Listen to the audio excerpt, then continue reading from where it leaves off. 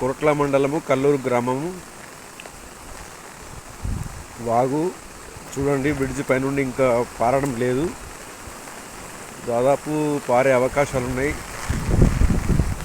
వరద ఉధృతంగా వస్తుంది.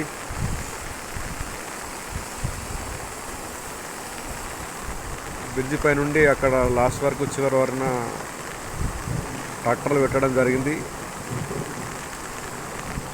ఆ మర్రి చెట్టు దగ్గర కల్లూరు సైడ్ కూడా పెడుతున్నాం ఇప్పుడు.